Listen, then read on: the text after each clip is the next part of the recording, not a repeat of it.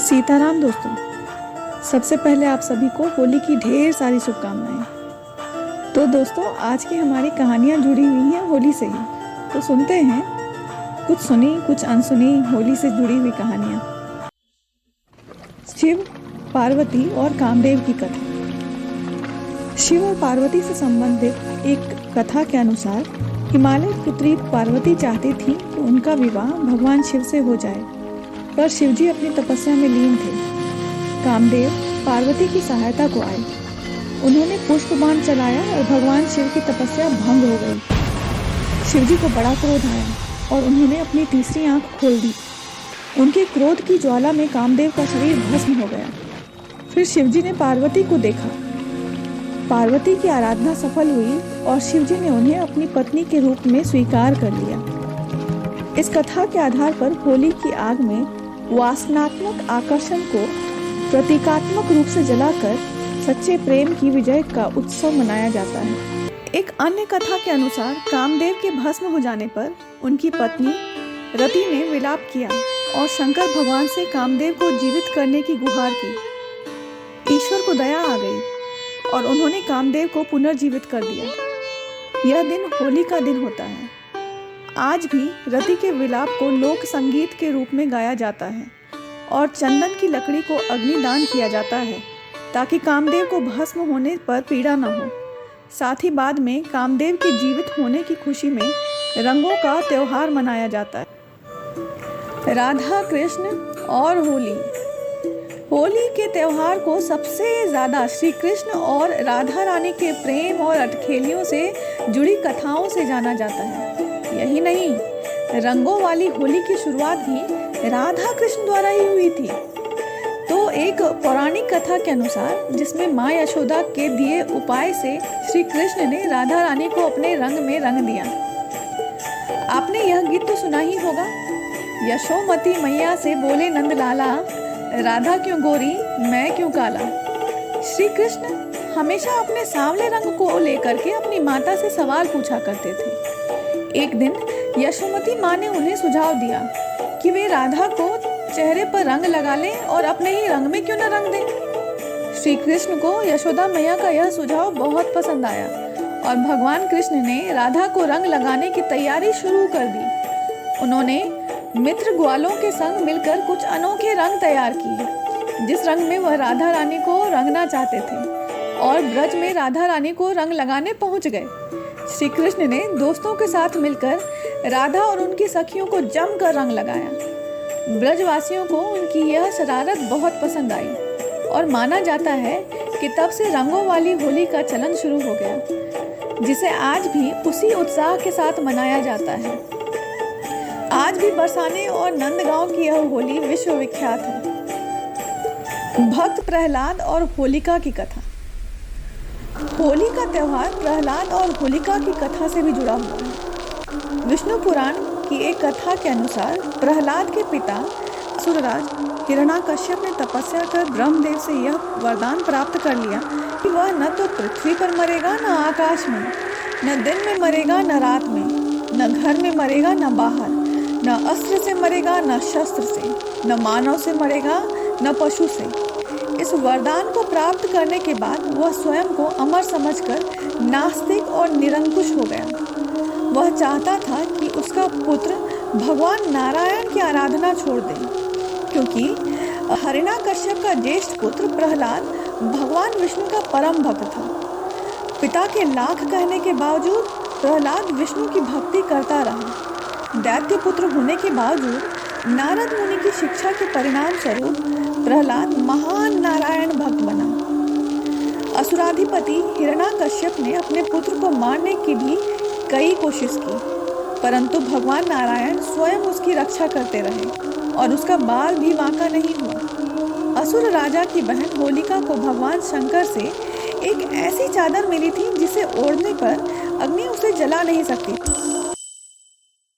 चादर को ओढ़कर प्रहलाद को गोद में लेकर चिता पर बैठ गई। देव योग से वह चादर उड़कर प्रहलाद के ऊपर आ गई, जिससे प्रहलाद की जान बच गई और होलिका जल गई। इस प्रकार हिंदुओं के कई अन्य पर्वों की भांति होलिका दहन भी बुराई पर अच्छाई का प्रतीक है और इसके अंत की खुशी में होली का पर्व मनाते हैं। पूतना वध और होली। कंस ने मथुरा के राजा वासुदेव से उनका राज्य छीनकर अपने अधीन कर लिया। स्वयं शासक बनकर अत्याचार करने लगा। एक भविष्यवाणी द्वारा उसे पता चला था कि वासुदेव और देवकी का 8वां पुत्र उसके विनाश का कारण होगा। यह जानकर कंस व्याकुल हो उठा और उसने वासुदेव और देवकी को कारागार में डाल दिया। कारागार में जन्म लेने वाले देवकी के 7 पुत्रों को कंस ने मौत के घाट उतार दिया। 8वें पुत्र के रूप में कृष्ण का जन्म हुआ और उनके प्रताप से कारागार के द्वार खुल गए। वासुदेव रातों रात कृष्ण को गोकुल में नंद और यशोदा के घर पर रखकर उनकी नवजात कन्या को अपने साथ लेते आए। कंस ने जब इस कन्या को मारना चाहा तो वह अदृश्य हो गई और आकाशवाणी हुई कि कंस, तेरा वध तो अवश्य होगा और तुझे मारने वाले ने गोकुल में जन्म ले लिया है। कंस यह सुनकर डर गया और उसने उस दिन गोकुल में जन्म लेने वाले हर शिशु की हत्या कर देने की योजना बनाई। इसके लिए उसने अपने अधीन काम करने वाली पूतना नाम की राक्षसी का सहारा लिया। वह सुंदर रूप बना सकती थी और महिलाओं में आसानी से घुल मिल जाती थी। उसका कार्य स्तनपान के बहाने शिशुओं को विषपान कराना था। अनेक शिशु उसका शिकार हुए, लेकिन कृष्ण उसकी सच्चाई को समझ गए और उन्होंने पूतना का वध कर दिया।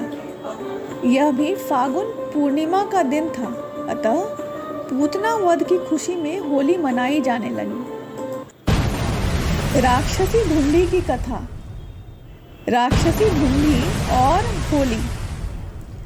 राजा पृथु के समय ढूंढी नाम की एक कुटिल राक्षसी थी।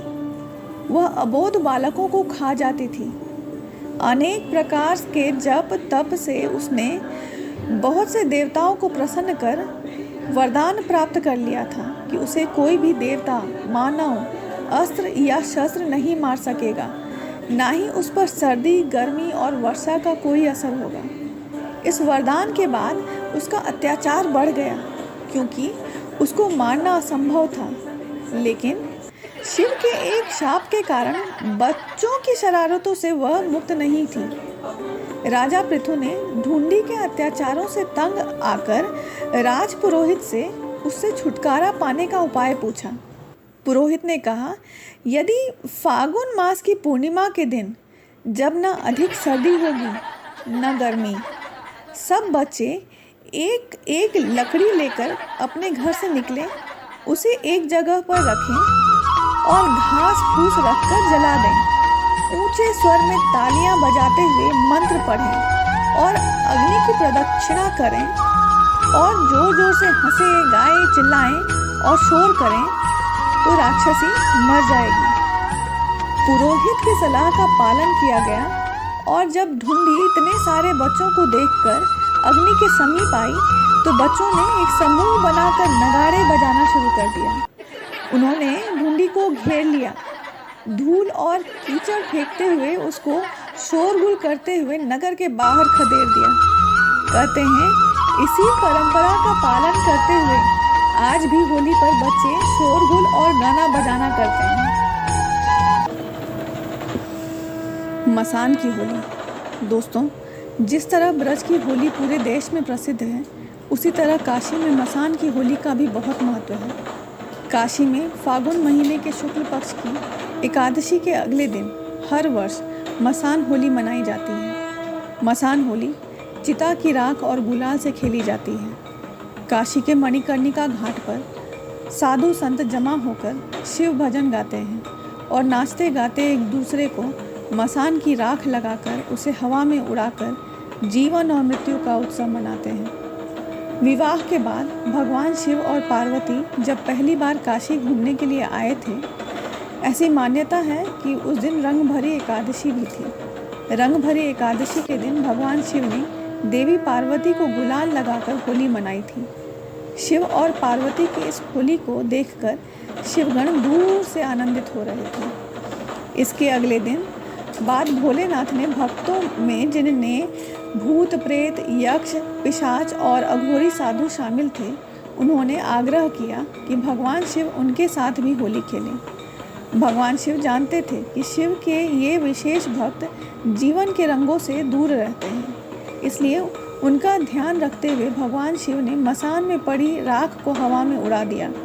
इसके बाद सभी शिवगण मिलकर भगवान शिव को मसान की राख लगाकर होली खेलने लगे।